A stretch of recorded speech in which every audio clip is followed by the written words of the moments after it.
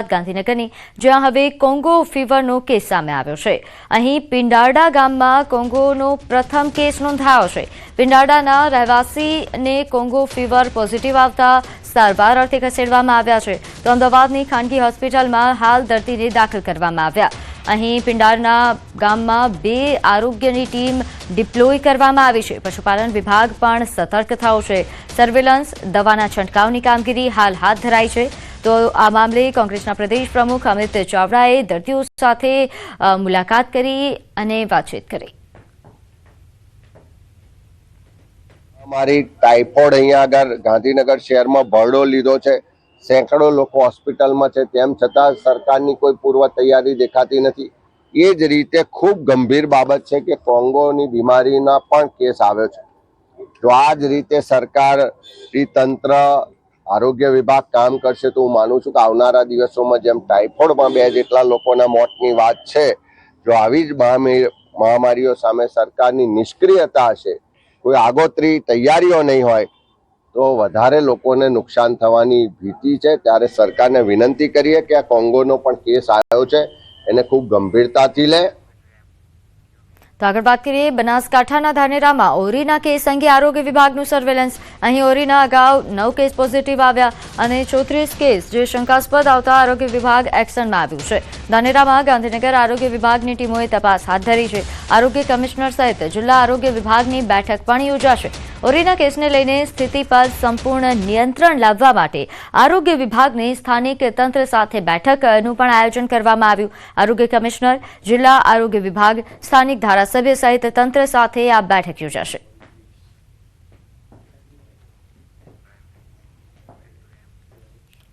આગળ વાત કરીએ સુરત મનપાએ બુદ્ધિનું પ્રદર્શન કર્યું। ગટરની ચેમ્બર સાથે પીવાના પાણીની લાઈન નાખી। લિંબાયત ઝોનના સોનિયાનગરમાં લોકો પરેશાન થયા છે। સ્થાનિકોએ સોશિયલ મીડિયા પર વિડીયો વાયરલ કર્યો। સીએમઓએ પાલિકા પાસે ખુલાસો માંગ્યો છે। આદેશ બાદ પાલિકાએ લાઈન અલગ કર્યા હોવાનું સામે આવ્યું। છેલ્લા 1 વર્ષથી અહીં ખોદકામ અધૂરું પડ્યું છે।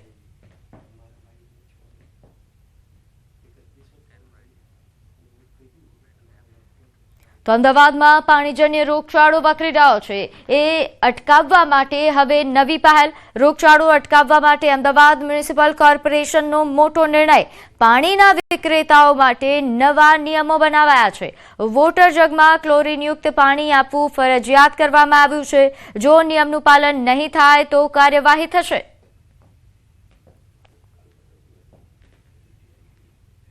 આવનાર સમયગાળા દરમિયાન કેટલાક પેરામીટર્સ એના ચેન્જ કરવામાં આવશે, જેની અંદર આપણે વાત કરીએ કે ઇકોલાઈ બેક્ટેરિયા છે, ટર્બિડિટી છે અને ટોક્સિન આ પાણીની અંદર છે, તરત જ વોટર ડિસ્ટ્રીબ્યુશન સ્ટેશન પર માપવામાં આવશે। પરિણામે જો એની અંદર જો આ કોઈ ડાઉટ લાગે તો એ પાણીનું વિતરણ થાય નહીં અને પરિણામે રોગચાળો આગળ વધે નહીં। આ પ્રકારનું એક આયોજન કરવામાં આવ્યું છે। અમદાવાદ મ્યુનિસિપલ કોર્પોરેશન દ્વારા હાલમાં પાણીજન્ય કેસીસ અટકાવવા માટે મહત્તમ પાણીના સેમ્પલ લેવાય, સ્લમ વિસ્તારમાં તેમજ અન્ય જગ્યાએ મહત્તમ ક્લોરીન ટેસ્ટ કરવામાં આવે। આ સાથે સાથે ખાદ્ય પદાર્થનું ચેકિંગ અને જે પાણીનું ડિસ્ટ્રીબ્યુશન થઈ રહ્યું છે તે તમામ ચેકિંગ થાય તે પ્રકારની કાર્યવાહી હાથ ધરવામાં આવેલી છે। નર્મદામાં વાઘના નખ ચામડા મળવાના કેસમાં તપાસ શરૂ થઈ છે। આઈબી અને વન વિભાગ દ્વારા તપાસનો ધમધમાટ શરૂ થયો। તપાસમાં મહારાજ માધવાનંદ સ્વામીનો પાસપોર્ટ મળી આવ્યો। મહારાજ 1977માં અમેરિકા પણ ગયા હતા। મહારાજ માધવાનંદ સ્વામી એ મૂળ મધ્યપ્રદેશના વન વિભાગ દ્વારા મધ્યપ્રદેશ સુધી હવે તપાસ ધરાશે। તેઓ મૂળ મધ્યપ્રદેશના છે। નોંધનીય છે કે આ સમગ્ર મામલે હવે વધુ તપાસ હાથ ધરાઈ છે, જેમાં અમેરિકામાં તેઓ કોની સાથે સંપર્કમાં હતા તેની પણ તપાસ હાથ ધરવામાં આવશે।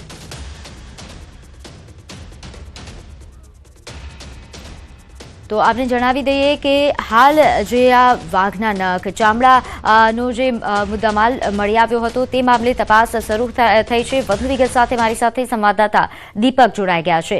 દીપક, આ મામલે શું અપડેટ પ્રાપ્ત થઈ રહ્યા છે? બિલકુલ, ખાસ વાત કરીએ તો જે ગઈકાલે જે ધર્મેશ્વર મહાદેવ મંદિર ખાતેથી જે 40 જેટલા વાઘના જે ચામડા અને 133 જેટલા જે નખ મળી આવ્યા હતા વન વિભાગને, જેની મેં ખાસ વાત કરી તો જે મહંત હતા એ મહંત ના આજે આઈબી અને વન વિભાગની તપાસ દરમિયાન પાસપોર્ટ એમના હાથમાં આવી ચૂક્યો છે અને આ પાસપોર્ટ જે છે જેઓ 1977માં કહી શકાય કે જેઓ અમેરિકા પણ ગયા હતા અને અમેરિકા બાદ એ ફરી 2083માં અહીં આવી ચૂક્યા હતા. એટલે કહી શકાય કે જ્યાં પાસપોર્ટ મળ્યો છે એટલે એમના સીધા કનેક્શન કદાચ અમેરિકા પણ હોઈ શકે છે. તપાસ વન વિભાગ એ તરફ બી કરી રહી છે. બીજી તરફ તે મહંત જે છે મધ્યપ્રદેશના છે અને મધ્યપ્રદેશમાં વાઘની સંખ્યા વધારે છે એટલે આ મહંત ભલે ગુજરી ચૂક્યા છે, એમનું નિધન થઈ ચૂક્યું છે, પરંતુ વન વિભાગ જે છે હવે મધ્યપ્રદેશ તરફ તપાસના દોર શરૂ કર્યા છે. એટલે કહી શકાય કે જે ગુજરાતમાં એક પહેલો કિસ્સો હશે કે 40 જેટલા વાઘના જે ચામડા મળ્યા અને નખ મળ્યા છે, જેને લઈ હાલ તંત્ર જે છે તે ધમધમાટ એની તપાસ શરૂ કરી દીધી છે. જી આભાર માહિતી આપવા બદલ.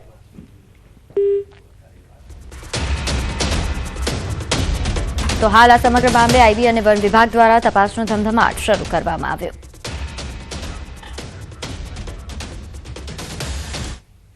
તો હવે વાત સોમનાથ સ્વાભિમાન પર્વની.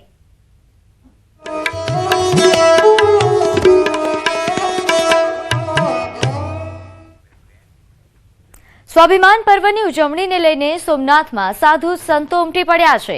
સાધુ સંતો અને મહંતો દ્વારા આજે ભવ્ય ડમરૂ યાત્રા કાઢવામાં આવી. શંખ સર્કલથી હમીરજી સર્કલ સુધી આ ડમરૂ યાત્રા કાઢવામાં આવી. યાત્રામાં મોટી સંખ્યામાં સાધુ સંતો જોડાયા. અહીં 500થી વધુ વિવિધ અખાડાના સાધુ સંતો અને મહંતો જોડાયા હતા. તો સાંસદ રાજેશ ચુડાસમા, ધારાસભ્ય ભગવાન બારડ અને પૂર્વ સાંસદ દીનુ સોલંકી ડમરૂના તાલે ઝૂમ્યા હોય તેવા દ્રશ્યો સામે આવ્યા. સ્વાભિમાન પર્વની ઉજવણીના ભાગરૂપે હાલ રેલી છે તે કાઢવામાં આવી છે. જોઈ શકાય છે જે પ્રમાણે ગુજરાતભરના અનેક સાધુ સંતો છે તે અહીં ઉપસ્થિત છે. સાધુ સંતોની ઉપસ્થિતિમાં આ જે ડમરૂ રેલી છે તે સંઘ સર્કલથી લઈ અને હમીરજી સર્કલ સુધી કાઢવામાં આવી રહી છે. જોકે આ ડમરૂ રેલીની અંદર બહોળી સંખ્યામાં સાધુ સંતો છે તે જોડાયા છે અને આ પ્રભાસ ક્ષેત્ર છે તે હાલ કૈલાસમય બન્યું હોય તે પ્રકારના દ્રશ્યો છે તે પણ સામે આવી રહ્યા છે અને પ્રભાસ ક્ષેત્રના જે તમામ લોકો છે તેઓ પણ સાધુ સંતો અને મહંતોને જોવા માટે થઈને અહીં ઉપસ્થિત જોવા મળી રહ્યા છે. કહી શકાય કે જે પ્રમાણે સ્વાભિમાન સોમનાથ પર્વની જે ઉજવણી થઈ રહી છે અને તેમના એક ભાગરૂપે આ સાધુ સંતોની જે ડમરૂ રેલી છે તે સૌથી મોટું આકર્ષણનું કેન્દ્ર બન્યું છે અને લોકો પણ ઉત્સાહપૂર્વક આ ડમરૂ રેલી છે તે નિહાળી રહ્યા છે. દિનેશ સોલંકી, ન્યૂઝ 18 ગુજરાતી, ગીર સોમનાથ. તો સોમનાથ મંદિરના ટ્રસ્ટી પી.કે. લહેરીએ સોમનાથનો ભવ્ય ઇતિહાસ વર્ણવ્યો. પ્રથમ મંદિર સોમ એટલે કે ચંદ્રએ બંધાવેલું એટલે તે સોમનાથ તરીકે ઓળખાય છે. અહીં સ્કંદ પુરાણની માન્યતા પ્રમાણે રાવણ અને કૃષ્ણએ સોમનાથનું નિર્માણ કર્યું છે. વર્ષ 1026માં મહંમદ ગજનવીએ કરેલા આક્રમણ અને રાજા ભીમદેવ દ્વારા કરાયેલા પુનઃનિર્માણની વિગતો તેમણે વર્ણવી. સાથે જ તેમણે ઉમેર્યું કે 2010માં વડાપ્રધાન નરેન્દ્ર મોદી ટ્રસ્ટમાં જોડાયા બાદ યાત્રીઓની સુવિધામાં અનેક ગણો વધારો થયો છે. શ્રી સોમનાથ મહાદેવનું મંદિર એ આપણા રાષ્ટ્રનું પ્રથમ જ્યોતિર્લિંગ છે. સ્કંદ પુરાણમાં વર્ણવ્યા મુજબ આ સ્થાને શ્રાપિત ચંદ્રમાએ વર્ષો સુધી સાધના કરેલી અને તેઓ ક્ષય રોગના ત્રાસમાંથી મુક્ત થયા, પરંતુ શ્રાપને કારણે એમની વૃદ્ધિ અને ઘટ થાય છે તેવી માન્યતા છે. પ્રથમ મંદિર સોમ એટલે કે ચંદ્રએ બંધાવેલું એટલે એને સોમનાથ કહેવામાં આવ્યું. તો સોમનાથની પવિત્ર ધરતી પર પ્રાચીન વિદ્યા અને આધુનિકતાનો સમન્વય જોવા મળ્યો. સોમનાથ સ્વાભિમાન પર્વ અંતર્ગત સંસ્કૃત પાઠશાળાનું ઋષિકુમારો ભારતની અજોડ સંસ્કૃતિનું સંખનાદ કરતા હોય તેવા દ્રશ્યો સામે આવ્યા. તો સોમનાથ ટ્રસ્ટ દ્વારા પાઠશાળામાં વેદ પુરાણોની સાથે અંગ્રેજી અને કોમ્પ્યુટરનું આધુનિક શિક્ષણ પણ આપવામાં આવે છે. અહીં ધોરણ 9 થી 12 સુધીનું નિઃશુલ્ક શિક્ષણ અને નિવાસની વ્યવસ્થા છે. આ ઋષિકુમારો માત્ર શાસ્ત્રો જ નહીં પરંતુ સોમનાથના રક્ષણ કાજે બલિદાન આપનારા વીરોની ગાથાઓથી પણ પ્રેરિત થઈ રહ્યા છે. સોમનાથના સાનિધ્યમાં ઘડાઈ રહેલી આ યુવા પેઢી આગામી સમયમાં ભારતીય સંસ્કૃતિનો વિજય ધ્વજ વિશ્વભરમાં લહેરાવશે. બાળકોને શ્રી સોમનાથ ટ્રસ્ટ દ્વારા નિઃશુલ્ક અભ્યાસ કરાવીએ છીએ, જેમાં કોઈ પ્રકારનો બાળકો પાસે રહેવાનો, ભોજનનો ઇત્યાદિ કોઈ પ્રકારનું શુલ્ક લેવામાં આવતું નથી. બાળક 9 થી લઈ અને 12 સુધી અહીં અભ્યાસ કરે છે. પાઠશાળાની અંદર ઘણા બધા વિષયો રાખેલા છે. એમાં આપણે જોઈ શકીએ છીએ કે વેદ છે, પુરાણ છે, જ્યોતિષ છે, વૈદિક ગણિત છે. અત્યારે તો આધુનિક સમય પ્રમાણે જોઈએ તો આપણે છોકરાઓ અંગ્રેજી પણ શીખે છે અને કમ્પ્યુટર પણ શીખે છે. હવે વાત દુષ્કર્મના દાનવની.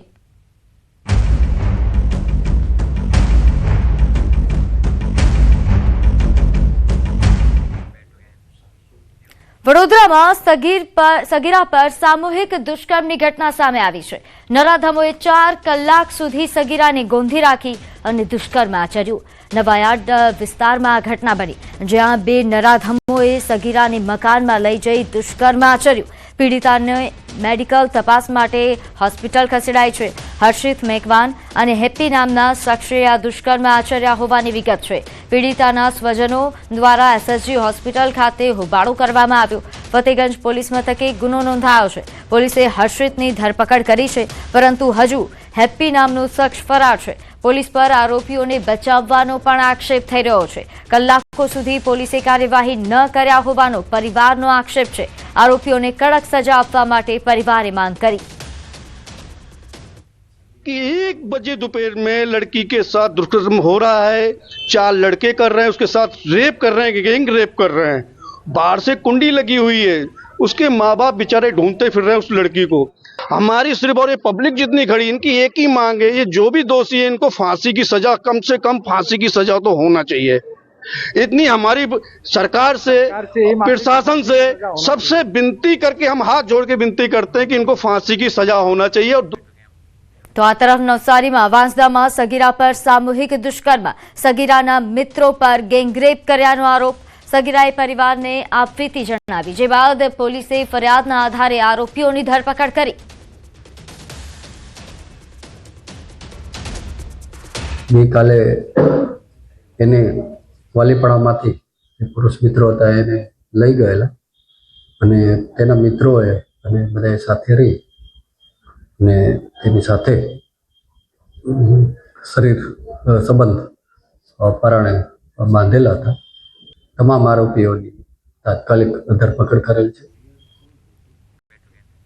સમાચારમાં આગળ વાત કરીએ. વડોદરામાં લારી ધારકે આપઘાતનો પ્રયાસ કર્યો. મનપાની ટીમ દ્વારા દબાણ હટાવતા પાણીપુરીના લારી ધારકે વિરોધ કર્યો. સુરસાગર તળાવમાં કૂદીને આત્મહત્યાનો નિષ્ફળ પ્રયાસ કર્યો. મનપાએ લારી જપ્ત કરતા ટાઈફો પણ કર્યો. લારી ધારકે પોતાના બનેવીના કહેવાથી આ પગલું ભર્યા હોવાની ચર્ચા થઈ રહી છે. હાલ પોલીસે સમગ્ર મામલે કાર્યવાહી હાથ ધરી.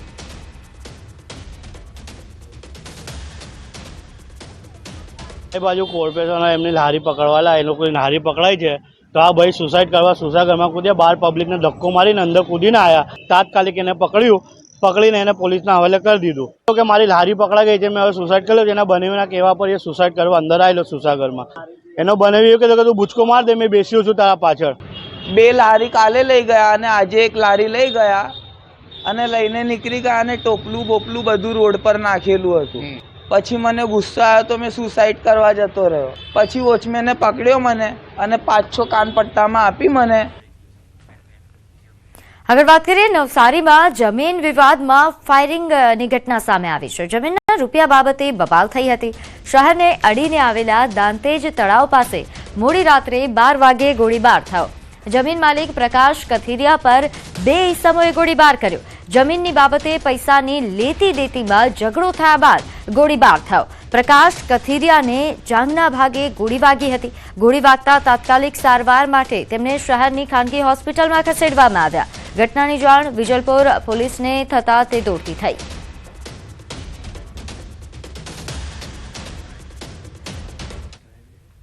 આગળ વાત કરીએ છોટાઉદેપુરના માર્ગો પર મહિલા શક્તિનો ઉમંગ જોવા મળ્યો. પ્રથમવાર યોજાયેલ સાડી દોડને ભવ્ય પ્રતિસાદ મળ્યો. જિલ્લા પંચાયત પ્રમુખ મલકાબેન પટેલ અને મહાનુભાવોએ લીલી ઝંડી આપી દોડનું પ્રસ્થાન કરાવ્યું.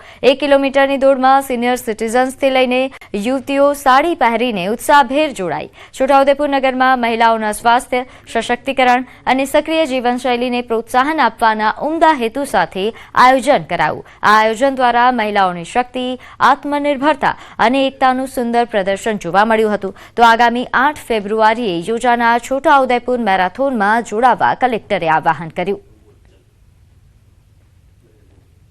આ દોડમાં હજારો માતાઓએ ભાગ લીધો છે, ત્યારે તમામ માતાઓને હું અભિનંદન આપું છું અને એમણે મહિલા શક્તિનું એક ઉદાહરણ પૂરું પાડ્યું. છોટાઉદેપુર તથા છોટાઉદેપુરની આજુબાજુની હજારો બહેનોએ આ સાડી રનની અંદર ભાગ લીધો છે. જ્યારે સાંસ્કૃતિક આપણો પરિવેશ છે સાડી, એ સાડીની અંદર આજે તમામ બહેનો જ્યારે છોટાઉદેપુરના રોડ ઉપર જ્યારે દોડી છે, ત્યારે તમામ બહેનોને ખૂબ ખૂબ શુભેચ્છાઓ પાઠવું છું અને એમને અભિનંદન પાઠવું છું. જે મહિલાએ છે બહુ સારી રીતે દોડમાં પાર્ટિસિપેટ કરી હતી અને અમુક મહિલાઓ તો 4.5-5 મિનિટમાં 1 કિલોમીટરની દોડ પૂરી કરી છે. આ બતાવે છે કે આપણે ઓલિમ્પિક સુધી પહોંચી શકાય. હું બધાને અપીલ કરું છું કે 8 ફરવરી બોડેલી ખાતે એક મોટી દોડનું આયોજન કરવામાં આવ્યું છે, જેમાં 5 કિલોમીટર, 10 અને 21 કિલોમીટર 3 કેટેગરી છે. તો બધા લોકો એમાં પાર્ટિસિપેટ કરો. સમાચારોમાં હાલ સમય થયો છે એક વિરામનો.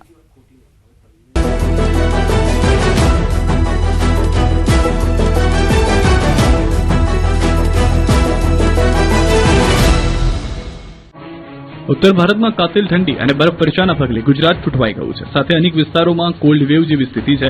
મોટાભાગના જિલ્લામાં હાજા ગગડાવતી ઠંડી પડી રહી છે. નલિયામાં સતત બીજા દિવસે પણ 9 ડિગ્રી તાપમાન નોંધાયું. અમદાવાદમાં 15 ડિગ્રી આસપાસ તાપમાન રહેશે. આ સાથે અમરેલીમાં 11.6 ડિગ્રી, ભુજમાં 10, ગાંધીનગરમાં 13.4, સુરતમાં 15.8, રાજકોટમાં 10.1 લઘુત્તમ તાપમાન નોંધાયું છે. હવામાન વિભાગે આગાહી કરી છે કે ગુજરાતમાં આગામી 7 દિવસ સુધી ઠંડી યથાવત રહેશે. એટલે 14 જાન્યુઆરી સુધી ઠંડીથી કોઈ રાહત મળવાની નથી. વડોદરા જિલ્લાના અધિકારીઓ જનપ્રતિનિધિઓને ગાંઠતા નથી. આવું અમે નહીં, ખુદ વડોદરાના જ 5 ધારાસભ્યોની હૈયાની વાત ઓઠે આવી ગઈ અને મુખ્યમંત્રી સુધી ફરિયાદ કરતા ખળભળાટ મચી ગયો. અધિકારીઓના અંધેર વહીવટના કારણે ભાજપના 5 ધારાસભ્યો ધુઆ થઈ ગયા. ભાજપના જ 5 ધારાસભ્યોએ પ્રજાના કામ કોરંબે ચડી ગયા હોવાનો બળાપો ઠાલવ્યો. સાવલીના ધારાસભ્ય કેતન ઇનામદાર, ડભોઈના ધારાસભ્ય શૈલેષ મહેતા, કરજણના ધારાસભ્ય અક્ષય પટેલ, પાદરાના ધારાસભ્ય ચૈતન્યસિંહ ઝાલા અને વાઘોડિયાના ધારાસભ્ય ધર્મેન્દ્રસિંહ વાઘેલાએ અધિકારીઓની મનમાનીના આરોપ લગાવ્યા. ધારાસભ્યોએ આરોપ લગાવ્યો કે વારંવારની રજૂઆત છતાં જિલ્લાના અધિકારીઓ પ્રજાના કામ પ્રત્યે ગંભીર નથી. મુખ્યમંત્રીને લખેલા પત્રમાં ઉચ્ચ અધિકારીઓથી લઈને નીચેના સ્તરના કર્મચારીઓના મનસ્વી અને બેદરકાર વલણ સામે પણ કાર્યવાહીની માંગ કરાઈ. બગદાણના નવનીતભાઈ બાલદિયા પર થયેલા જીવલેણ હુમલાના વિરોધમાં હવે કોળી સમાજમાં ભારે રોષ જોવા મળી રહ્યો છે. જીવલેણ હુમલાના પડઘા હવે સમગ્ર રાજ્યમાં પડી રહ્યા છે. આ ઘટનાના વિરોધમાં સુરતનો કોળી સમાજ મેદાને આવ્યો છે. આ મામલે ન્યાયની માંગ સાથે સુરતથી કોળી સમાજનો મોટો કાફલો ભાવનગર પહોંચતા મામલો ગરમાયો છે. સુરતથી 100 જેટલી ગાડીઓના કાફલા સાથે કોળી સમાજના અગ્રણીઓ ભાવનગરની નારી ચોકડી ખાતે આવી પહોંચ્યા. નારી ચોકડી ખાતે કોળી સમાજના યુવા અગ્રણી ચિરાગ ઝાલા, પિન્ટુ કોળી, શૈલેષભાઈ મેર અને સાધુ સંતોમાં ઋષિ ભારતી બાપુની આગેવાનીમાં વિશાળ સંખ્યામાં સમાજના લોકો એકઠા થયા. અહીંથી આ કાફલો સીધો મહુવા હોસ્પિટલ ખાતે પહોંચ્યો, જે સારવાર લઈ રહેલા પીડિત નવનીતભાઈની મુલાકાત લીધી અને તેમને ખબર અંતર પૂછ્યા હતા. નવનીતભાઈ બાલદિયા કેસની ગંભીરતાને જોતા પોલીસ વિભાગ દ્વારા એસઆઈટીની રચના કરવામાં આવી. એસઆઈટી દ્વારા હાલ તપાસનો ધમધમાટ તેજ કરી દેવામાં આવ્યો. પરંતુ કોળી સમાજમાં તપાસથી સંતુષ્ટ નથી. સમાજના આગેવાનોનો આક્ષેપ છે કે હજુ સુધી મુખ્ય સૂત્રધારનું નામ પોલીસ ફરિયાદમાં દાખલ કરવામાં આવ્યું નથી. જ્યાં સુધી મુખ્ય આરોપીની ધરપકડ નહીં થાય ત્યાં સુધી આંદોલન ચાલુ રાખવાની ચીમકી અપાઈ. આ પ્રસંગે ઋષિ ભારતી બાપુએ સરકારની કામગીરી પર આકરા પ્રહારો કર્યા. તેમણે નામ લીધા વગર નિશાન સાધતા જણાવ્યું કે સમાજને જ્યાં સુધી ન્યાય નહીં મળે ત્યાં સુધી આ લડત ચાલુ રહેશે. તેમણે સ્પષ્ટ કર્યું કે જો ન્યાયિક પ્રક્રિયામાં વિલંબ થશે તો આગામી સમયમાં આંદોલન વધુ ઉગ્ર બની શકે છે. આ કોઈ આધાર, જન્મ મરણના દાખલા કે રાશન કઢાવવા માટેની લાઈન નથી, પરંતુ આ લાઈન છે પોતાના મકાનની છત બચાવવાની. રાજકોટના લોકોએ ઘર દુકાનના પુરાવા સાથે મામલતદાર કચેરી બહાર લાંબી કતાર લગાવી. કેમ કે રાજકોટમાં હાજી રિવરફ્રન્ટના નિર્માણ માટે જંગલેશ્વરમાં સરકારી જમીન દબાણરૂપ 1350 મિલકત ધારકોને મકાન અને દુકાન ખાલી કરવા નોટિસ આપવામાં આવી છે. સાબરમતી નદી કાંઠાની 400 કરોડ રૂપિયાની કિંમતની આ જમીન પર દબાણ કરનારાઓનું ગત 29 થી 31 ડિસેમ્બર પ્રથમ હિયરિંગ રાખવામાં આવ્યું, જે બાદ નોટિસ આપી 8 જાન્યુઆરીને ગુરુવારથી બીજું હિયરિંગ શરૂ કરાયું. મોટી સંખ્યામાં રહીશો પોતાનું ઘર અને દુકાનના લાઇટ બિલ, વેરાબિલ સહિતના પુરાવાઓ લઈને પૂર્વ મામલતદાર કચેરી ખાતે પહોંચી ગયા, જેને લઈને રાજકોટ મામલતદાર કચેરી બહાર લાંબી કતાર જોવા મળી. જંગલેશ્વર શેરી નંબર 1 થી 58, નાડોદનગર, રાધાકૃષ્ણ, હુસેની ચોક, બાપુનગર, તવક્કલ ચોક, પટેલ સોસાયટી અને ઠક્કર બાપાવાસ સહિતના વિસ્તારમાં દબાણ હટાવવા માટે બે વાર નોટિસો આપવામાં આવી છે. હવે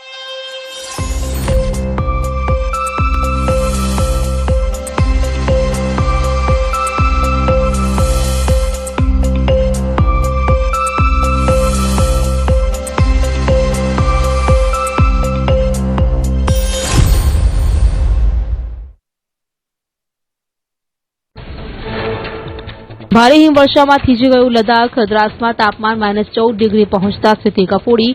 જ્યાં જુઓ ત્યાં બરફ જ બરફ. મકાન, રસ્તા, વાહનો બરફથી ઢંકાઈ ગયા. ત્રાસમાં પારો ગગડતા જનજીવન પર અસર. કાશ્મીર ખીણમાં તાપમાન માઇનસમાં નોંધાયું. શ્રીનગરમાં -5.1 ડિગ્રી સેલ્સિયસ સાથે સિઝનની સૌથી ઠંડી રાત નોંધાઈ. ઘાટીમાં ઠંડીનું મોજું ફરી વળતા સ્થાનિકોને પ્રવાસીઓ ઠૂંઠવાયા. કાશ્મીર ખીણમાં -5 ડિગ્રી તાપમાન પહોંચતા નદીઓ થીજી ગઈ. અનંતનાગમાં નદીઓનું પાણી બરફ બની ગયું. વૃક્ષો પર જામ્યા બરફના થર. કાતિલ ઠંડીથી બચવા અને ગરમી માટે સ્થાનિકો કાંગડીનો કરી રહ્યા છે ઉપયોગ. જમ્મુ કાશ્મીરના પૂંછમાં હિમવર્ષાના કારણે રસ્તાઓ પર જામ્યા બરફના થર. મુઘલ રોડ પર બરફના કારણે વાહન વ્યવહાર ખોરવાયો. રસ્તા પરથી મશીનની મદદથી બરફ હટાવવાની કામગીરી. રસ્તા લપસણા બનતા વાહન ચાલકોની હાલાકી. મહીસાગરમાં કમળાના કેસનો ભરડો. જિલ્લામાં અત્યાર સુધીમાં નોંધાયા કમળાના 478 કેસ. કલેક્ટરે બાલાસિનોરમાં પ્રભાવિત વિસ્તારોની મુલાકાત લીધી. પાણીના અનફિટ રિપોર્ટ ધરાવતા વિસ્તારમાં પાણી ન આપવા કરી અપીલ. લોકોને ટેન્કરમાંથી પાણી મંગાવવા અપીલ. ઉત્તરાયણ પૂર્વે ભુજ માર્કેટ યાર્ડમાં ફૂડ એન્ડ ડ્રગ્સ વિભાગના દરોડા. શંકાસ્પદ ગોળનો જથ્થો સીઝ કરાયો.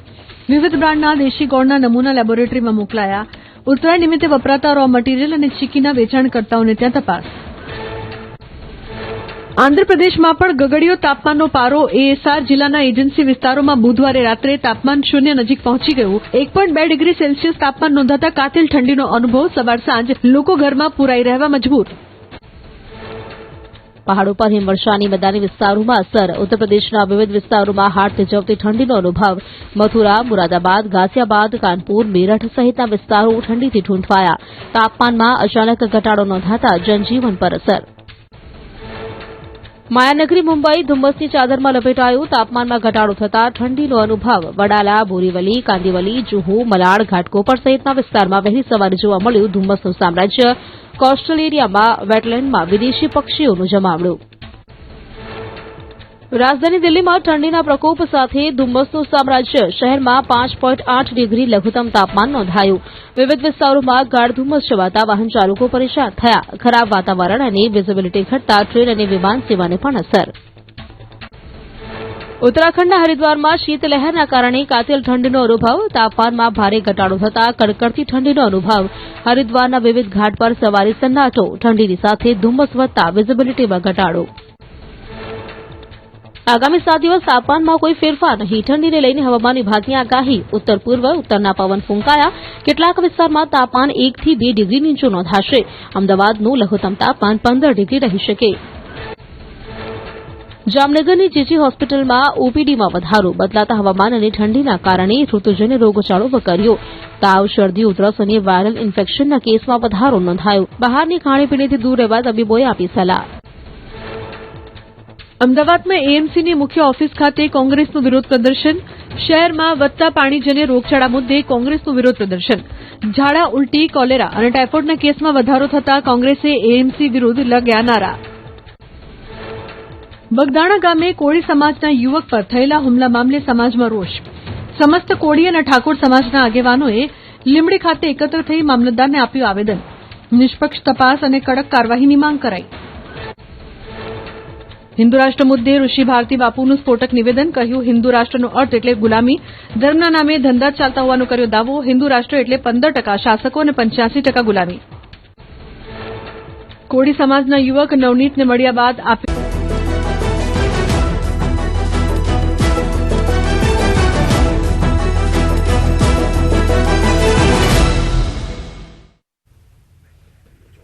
વિરામ બાદ આપનું સ્વાગત છે. આગળ વાત કરીએ ડાંગમાં સાંસદ ધવલ પટેલના આપ પર આકરા પ્રહાર. ચેતર વસાવા પર તેમણે શાબ્દિક પ્રહાર કર્યા છે. ચેતર વસાવાને આદિવાસીઓના વિરોધી ગણાવ્યા. આદિવાસીઓને ગેરમાર્ગે દોરવાનો પ્રયાસ કરે છે તેવું નિવેદન આપ્યું. ચૈતર વસાવાને આપનો બોલતો પોપટ ગણાવ્યો. આદિવાસી સમાજને ગેરમાર્ગે દોરવાનું કાવતરો ચાલી રહ્યું છે. એમાં કોઈ પણ જાતનો કાવતરામાં આવતા નહીં. કોઈ પણ આદિવાસી સમાજનું અહિત અમે થવા દેવા નથી. આ ચૈતર વસાવા આમ આદમી પાર્ટીનો બોલતો પોપટ છે. જેટલું અરવિંદ કેજરીવાલ બોલે એટલું જ કરે, ત્યારે આદિવાસી સમાજ એમને યાદ નહીં આવે. તો સુરતમાં આજથી સેલિબ્રિટી પ્રીમિયર ક્રિકેટ લીગની શરૂઆત થવાની છે. લાલભાઈ કોન્ટ્રાક્ટર સ્ટેડિયમમાં ઇન્ડિયન સ્ટેટ પ્રીમિયર લીગ 2026ની 44 મેચો રમાશે. દરેક ટીમના માલિક તરીકે ફિલ્મી સ્ટાર સુરત પહોંચી રહ્યા છે. બોલિવૂડના નાયક અમિતાભ બચ્ચન, ક્રિકેટના ભગવાન કહેવાતા સચિન તેંડુલકર સુરત પહોંચ્યા. ISPLની ઓપનિંગ સેરેમનીમાં તમામે હાજરી આપી.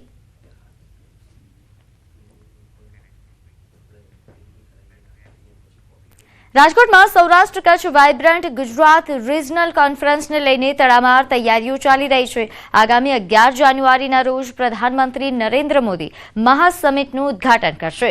મારવાડી યુનિવર્સિટીમાં યોજાનાર આ સમિટ માટે યુદ્ધ સ્તરે તૈયારીઓ પણ ચાલી રહી છે અને હાલ સુધીમાં 90% કામગીરી પૂર્ણ થઈ ચૂકી છે. યુનિવર્સિટીના 55 એકર વિશાળ કેમ્પસમાં ખાસ વાઇબ્રન્ટ સમિટ માટે 6 એક્ઝિબિશન્સ ડોમ અને એક મુખ્ય ઇનોગ્રેશન હોલ તૈયાર કરવામાં આવ્યો છે. આ સમિટમાં 22થી વધુ દેશોના 350 વિદેશી ડેલિગેટ્સ સહિત કુલ 5000થી વધુ ઉદ્યોગકારો ભાગ લેશે. આજે ઉદ્યોગપતિઓ દ્વારા જે જુદો વિકાસ અથવા તો જે જુદા ઇન્વેસ્ટમેન્ટની અત્યારે જે રિજનલ કોન્ફરન્સમાં જાહેરાત કરવામાં આવશે, મને 100% વિશ્વાસ છે કે આપણા સૌરાષ્ટ્ર અને કચ્છ માટે એ ખૂબ જ ગૌરવની અને આપણા વિકાસ માટેની ખૂબ જ સારી તકો અહીંયા ઉપલબ્ધ થશે. તો અમદાવાદમાં ઓલિમ્પિક 2036ને લઈને મહત્વની બેઠક. કેન્દ્રીય રમતગમત મંત્રી મનસુખ માંડવિયા, રાજ્ય રમતગમત મંત્રી હર્ષ સંઘવી અને ઓલિમ્પિક એસોસિએશન સાથે બેઠક યોજાઈ. સ્પોર્ટ્સ ગવર્નર્સ કોન્ક્લેવ અંતર્ગત કોમનવેલ્થ ગેમ્સ અને ઓલિમ્પિક્સને લઈને ખાસ ચર્ચાઓ કરાઈ. દેશના પ્રતિષ્ઠિત સ્પોર્ટ્સ ખેલાડી મેરીકોમ, ગગન નારંગ, યોગેશ્વર દત્ત, અભિનવ બિંદ્રા સહિતના ખેલાડીઓ પણ હાજર રહ્યા.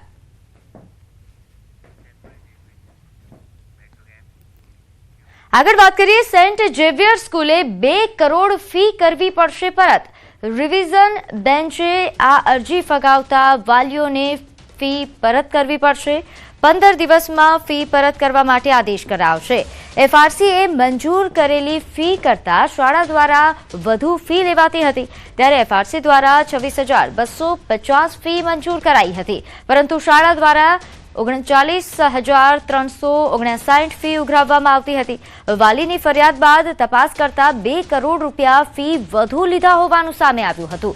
ફી મામલે શાળા સંચાલકો રિવિઝન બેચમાં ગયા હતા, ત્યારે રિવિઝન બેચ દ્વારા અરજી નકારાતા હવે શાળાને ફી પરત કરવા માટે આદેશ કરાયો છે. જે વધારાની ફી મેળવેલી હોય, એટલે કે ફી મંજૂર થયા વગર જે ઉઘરાવેલી છે તે ફી વિદ્યાર્થીઓને સરભર કરવી અથવા પરત આપવા માટેની કાર્યવાહી કરવાની થશે. અંદાજિત 2 કરોડ જેટલી રકમ જે છે એ વિદ્યાર્થીઓને પરત આપવાની કાર્યવાહી કરવા માટે અમે અત્રેથી કચેરી દ્વારા સદર શાળાને સૂચના FRCના રિવિઝન કમિટીના ઓર્ડરનું પાલન કરવા માટેની આપી છે. તો સુરતના સરથાણા ખાતે આંતરરાષ્ટ્રીય ટેક્સટાઇલ મશીનરી એક્સપોનું ભવ્ય અને ઉત્સાહભર્યો પ્રારંભ થયો છે. ચેમ્બર ઓફ કોમર્સ દ્વારા આયોજિત આ એક્ઝિબિશન નવા ઉદ્યોગ સાહસિકો માટે મોટું મંચ બની રહ્યું છે. તો સરથાણા કન્વેન્શન સેન્ટરમાં અહીં યોજાયેલા એક્સપોમાં દેશ વિદેશની 60થી વધુ અગ્રણી બ્રાન્ડ્સની 200થી વધુ અત્યાધુનિક મશીનરીઓ પ્રદર્શિત કરવામાં આવી છે. અત્યાર સુધી 2 મહિના જેટલું હેન્ડવર્ક જરૂરી હોય તેવું કામ હવે માત્ર 2 દિવસમાં થાય તેવી ક્ષમતા ધરાવતી ફાસ્ટ અને ઓટોમેટિક મશીનો અહીં મુખ્ય આકર્ષણ બની છે. ખાસ વાત એ છે કે પ્રદર્શનમાં દર્શાવવામાં આવેલી અંદાજે 90% મશીનરી ચાઇનાની છે, જ્યારે બાકીની મશીનરી એ જર્મની અને કોરિયા જેવા દેશમાંથી આયાત કરવામાં આવી છે. लाख से लेके और 60 लाख तक की मशीनें यहाँ पे प्रदर्शित की गई है. कुल यहाँ पे 60 से 70 एम्ब्रॉयडरी के मशीनों के ब्रांड यहाँ पे आपको डिस्प्ले में मिलेंगे, जिसमें जो एक हैंडवर्क का जो काम हो रहा था, जो 10 दिनों तक 15 दिनों तक कोई एक काम होता था, वो अब कुछ घंटों में इस मशीन के ऊपर बनता है। वो भी मशीन आप यहाँ पे देख सकते हैं। जो हमारे सूरत के और भारत के जितने भी स्टार्टअप हैं, जितने भी फैशन डिजाइनर हैं, जितने भी युवा वर्ग हैं, वो अगर इस एग्जीबिशन में विजिट करते हैं तो वो उनको बहुत ज़्यादा बेनिफिट मिलेगा।